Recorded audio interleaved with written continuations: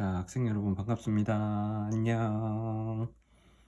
자, 우리 앞에 영상에서 도시구조와 대도시권의 형성 1번부터 8번 문제까지 같이 풀었고요. 자, 이제 70쪽에 있는 9번 문제부터 8문제 16번까지 8문제 이어서 같이 풀어보도록 할게요. 아까 사실 전에 찍었던 1번부터 8번은 선생님이 오후에 찍었고 지금 수업 갔다 와서 9번부터는 지금 밤에 찍습니다.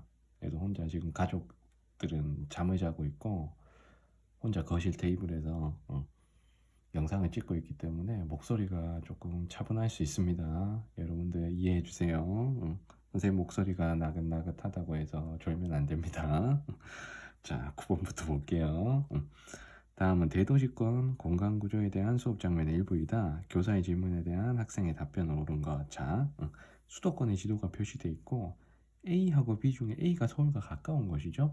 그 다음에 B가 서울에서 먼 곳이니까 당연히 A에서 B로 갈수록 농촌의 성격이 더 강하겠구나. 우리가 이렇게 생각할 수 있을 것 같아요. 자, 그래서 여기서 이 도시가 이 지역이 어딘지 몰라도 답은 쉽게 나옵니다. 자, 그래서 지금 선생님이 얘기하고 있는 게 자, A 지역의 상대적 특징을 발표해 봅시다 라고 했네요. 그럼 A는 서울에서 상대적으로 가까운, 맞지? B보다 가까운 지역이니까 훨씬 더 도시로서의 성격이 더 강하겠구나. 그 다음에 서울과의 상호작용이 더 많겠구나. 우리가 이렇게 해석해서 문제를 풀어줍니다. 자, 그럼 1번에 인구 밀도는 당연히 서울 근처가 높은 거지. 틀렸고. 그 다음에 경업 농가 비율도 당연히 서울에 가까울수록 높아야 되는 거니까 틀렸고요. 그 다음 3번에 경지 면적 비율은 낮아야 되는 거지. 도시로 개발된 데가 A가 훨씬 많을 거니까. 그리고 4번에 농업 종사자 비율은 낮으셔야 되고, 그 다음에 마지막 5번 서울시로의 통근 통학자 비율이 높을 것이다. 당연히 정답이 5번이죠. A가 B보다 서울에 가까우니까요. 자, 그래서 이거는 별다리 해설이 필요 없는 문제였던 것 같아요. 자, 그다음 10번 갈게. 자, 그래프는 지도에 표시된 세 지역의 용도별 토지 이용 비중을 나타낸 것이다. 가다 지역에 대한 추론으로 적절한 것을 보기에서 골라라 라고 되어 있네요. 자, 먼저 수도권 지도가 나와 있고 지금 세 도시가 표시되어 있습니다. 자, 하나씩 한번 볼게. 자, 먼저 여기 제일 가까운 데지. 서울에서 가장 가까운데 여기 누군지 몰라도 가장 위성도시로서의 성격이 강하겠구나. 우리가 이렇게 추정을 할 수 있을 것 같아. 그리고 여긴 우리가 알고 있죠. 서해안의 공업도시인 평택이죠. 평택 공업 기능이 좀 있을 것이다 라고 우리가 추정을 합니다. 자, 그리고 여기 강원도 나가는 오른쪽에 자, 이 지역은 우리가 누군지 몰라도 가장 농촌의 성격이 강하겠구나 이렇게 판단을 해줄 수가 있겠네요. 자, 그러면 여기 있는 가나다의 용도별 토지용 비중을 가지고 세 지역을 골라볼게요. 자, 먼저 여기서 농경지라는 거하고 임야가 있는데, 자, 임야가 있고 대지하고 공장용지가 있죠. 그러면 대지하고 공장용지는 여기 대지는 주거용 및 상업용 건물을 짓는 데 활용되는 땅이니까, 자, 대지 비율이 높다는 건 그만큼 도시적으로 개발된 땅이 많다는 거죠. 그래서 대지를 우리가 그냥 시가지 이렇게 표현해도 크게 무리는 없을 것 같아요. 뭐 정확하게 동의어는 아니지만. 자, 그리고 그래서 대지 비율이 좀 높은 데가 자, 요게 되겠지. 가장 가까운데, 서울과 가장 가까운데. 그래서 여기를 우리가 다로 찾아낼 수 있겠네요. 그래서 다는 여기가 어디냐면 광명이라는 곳입니다. 광명. 자, 그 다음에 나를 보니까 임야 면적 비중이 엄청 높죠. 맞죠? 그러면 자, 임야는 아무래도 농촌에서 더 많이 높게 나타나야 되는 거니까. 그래서 농촌에서는 농경지하고 임야 요거 두 개가 많아야 돼요. 그래서 나는 농경지 임야 비중이 80% 이상이 되니까 가장 농촌과 농촌의 성격이 강한 곳이라고 추정이 가능하겠네요. 그러면 여기가 나가 되겠지요. 자, 그러면 요 지역의 이름은 양평이란 곳입니다. 양평. 자, 그 다음에 가를 볼게. 자, 가는 자, 농경지도 좀 있지만 요거 있지. 공장용지. 다른 지역은 거의 없는 공장용지 비중이 좀 높다는 걸 가지고 우리 공업 기능이 있는 평택으로 고를 수가 있겠네요. 그래서 가가 평택. 자, 그래서 우리 하나씩 연결을 했습니다. 자, 먼저 기억에 가는 다보다 서울로의 통근 통학률이 낮을 것이다. 자, 다가 당연히 서울로의 통근 통학률이 높죠. 왜냐하면 가까우니까. 근데 가가 낮다고 했으니까 자, 기억이 맞는 거죠. 그 다음 니은에 자, 인구 밀도를 비교했는데, 자, 나는 가보다 인구 밀도가 낮을 것이다. 나하고 가 중에 당연히 평택은 도시고 양평은 군이니까 여기가 농촌의 성격이 강하잖아. 그러니까 인구 밀도가 나가 낮은 게 맞죠? 그래서 니은이 맞고, 자, 그 다음에 2차 산업 종사자 비율은 나는 가보다 좀 높다 했는데 당연히 공업의 성격이 강한 평택이 2차 산업 비율이 높아야죠. 그럼 디귿이 틀렸고, 그 다음에 다는 나보다 주택 중 아파트 비율이 낮을 것이다. 자, 다하고 다는 광명이었고 나는 양평이니까, 자, 광명이 서울에 가까운 도시로서의 성격이 훨씬 강한 곳이니까 당연히 광명이 주택 중 아파트 비율이 높아야 되겠죠. 그럼 이게 틀린 거니까 답은 1번이 되겠습니다. 자, 다음 11번 갈게요. 그래프는 지도에 표시된 세 지역의 특성을 나타낸 것이다. 가다 지역에 대한 설명을 옳은 거. 자, 지도에 나와 있는 세 도시를 한번 누군지 한번 찾아볼게요. 자, 먼저 여기가 성남이지. 성남. 1기 신도시가 있는 성남이고요. 그 다음에 여기가 화성. 그래서 공업도 발달해 있으면서 또 동탄 신도시라는 2기 신도시도 있는 도시입니다. 자, 그 다음에 여기가 가장 농촌의 성격이 강한 곳이겠죠. 그래서 여기는 안성이라는 곳입니다. 자, 그러면 찾아볼게. 자, 가나다를 고르는데, 자, 먼저 가가 서울로의 통근 통학 비율이 가장 높아요. 그러면 자, 세 지역 중에 가장 서울과 가까운 데겠지. 그래서 가가 지금 성남이고, 가가 성남. 그다음에 나다를 비교해 보면, 자, 여기서는 요거는 볼 필요도 없을 것 같아. 서울로의 통근 통학 비율로 가나다를 다 고를 수 있습니다. 자, 이게 자, 가장 서울로의 통근 통학 비율이 낮잖아. 그러면 지하철이라든가 뭐 이런 것들도 연결이 잘 안 돼 있고 가장 거리가 먼 안성이 나가 되겠지. 안성. 자, 그다음에 다는 화성. 이렇게 남는 화성을 골라주시면 되겠습니다. 자, 그러면 1번부터 볼게. 자, 나 안성에는 공공기관 이전을 위한 혁신도시가 위치해 있다. 자, 우리 자, 혁신도시 여기다 써볼게. 자, 혁신도시는 수도권에 있던 공공기관과 공기업을 지방으로 이전시켜서 개발하는 도시를 혁신도시라고 하죠. 기존엔 어디에 있었다? 수도권에 있었던 도시를 공공기관과 공기업을 지방으로 이전하는 거예요. 그러면 혁신도시는 절대 현재 수도권에 있는 게 아니죠, 맞죠? 그러면 당연히 나에도 없는 겁니다. 가나다 다 해당 사항이 없어요. 아예 다른 지방으로 가야 돼.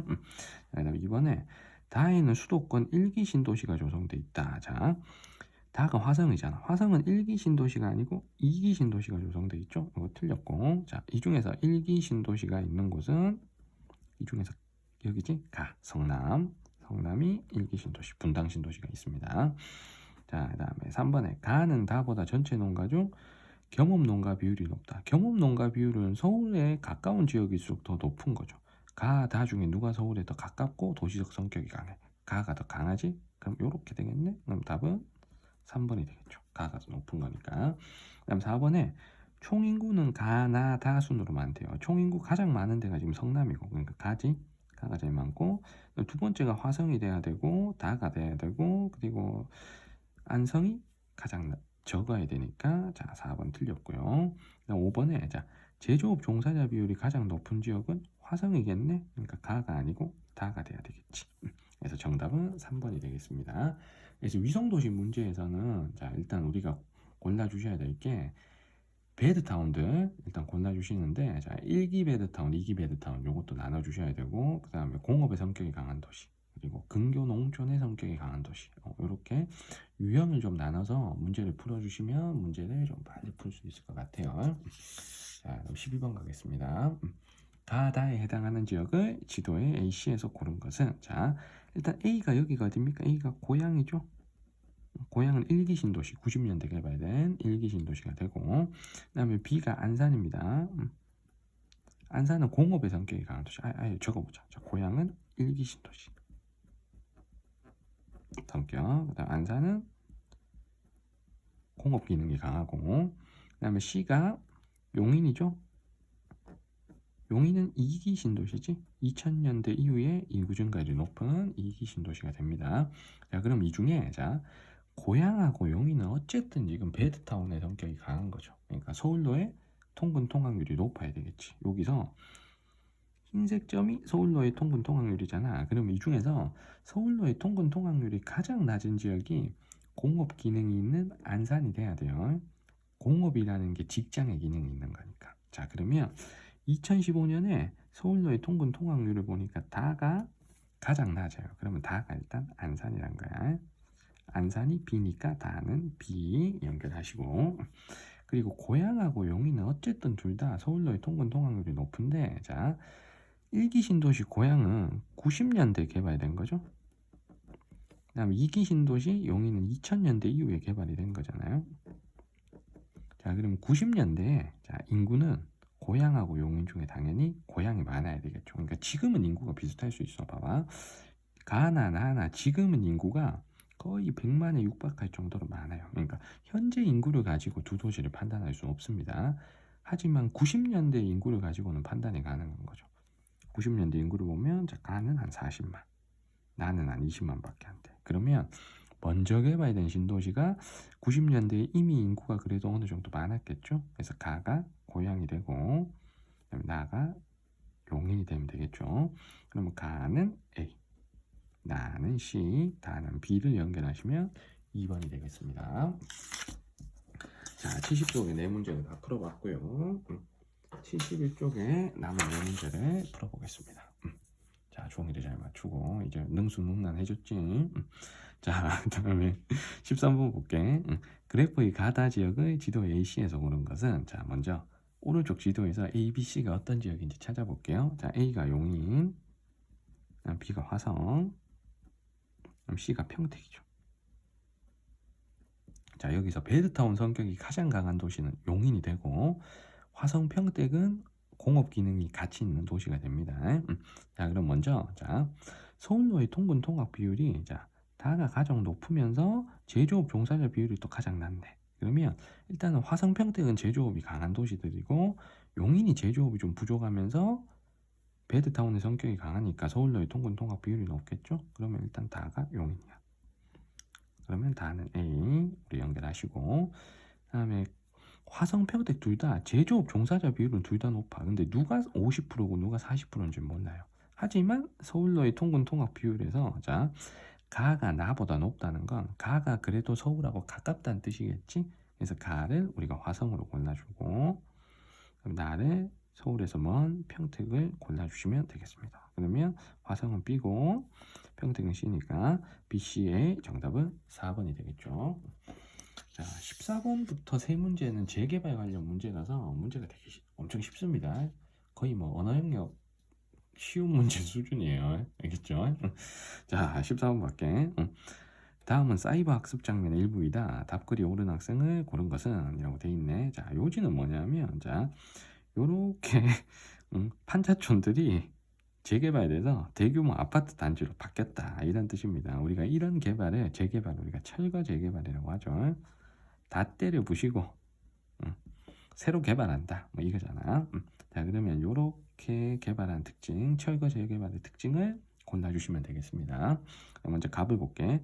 건물의 고층화로 토지 효율성이 높아졌어요. 자, 대규모 아파트를 건설했으니까 건물이 고층화됐고, 건물이 고층화됐다는 건 그만큼 여러 가구를 수용할 수 있는 거니까 토지 이용의 효율성이 높아진 거죠. 그래서 값이 맞고, 그 다음에 을을 보니까 역사 문화적으로 보존이 필요한 지역에서 주로 행해져요. 다 때려 부셨는데 뭘 보존합니까, 맞지? 그래서 을이 틀렸고, 그다음 병을 볼게. 자, 보존 재개발 방식보다 기존 건물의 활용도가 낮다. 왜? 다 때려 부셨으니까, 맞지? 새 건물 다 올렸잖아. 자, 병 맞고, 그 다음에 정해. 자, 수복 재개발 방식보다 원거주민들의 재정착률이 높게 나타나요. 자, 기존 건물을 허물었고 완전히 새로운 도시를 만들었으니까 원래 살던 사람들보다 새롭게 이주 온 사람들이 훨씬 비율이 높게 나타나겠죠. 그래서 원고 주민들은 자, 재정착하지 않고 다른 데 떠날 가능성이 더 높아지겠지. 그러면 병이 틀렸으니까 정답은 갑병 2번이 됩니다.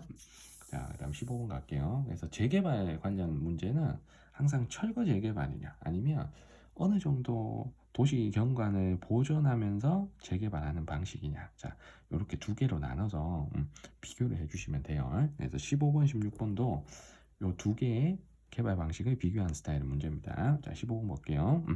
다음 글은 도시 재개발의 사례이다. 가와 비교한 나의 특징을 고르라고 했습니다. 자, 가를 읽어보면 자, 달동네 피난민들이 모여 만든 곳인데 어쩌고 저쩌고 해서 대규모 아파트 단지가 조성되었대. 닷대를 부시고 개발한 거잖아요. 그러니까 가가 철거 재개발. 철거 재개발.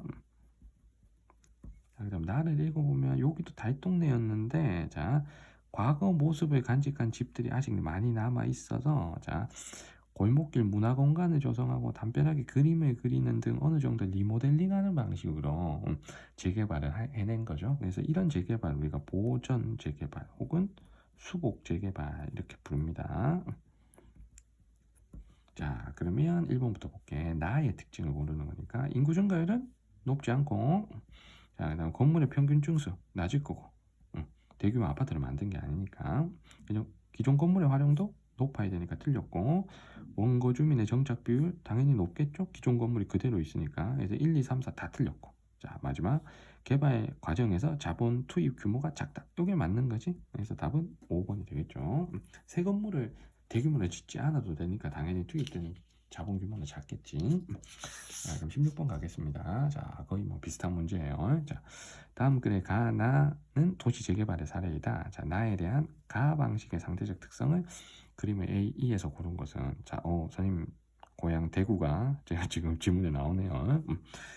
자, 대구 중구에서는 자, 원도심 지역을 활성화하기 위해 중구의 거리, 건축물 등이 지닌 역사적 특성을 살려 근대 역사 문화벨트를 조성했다.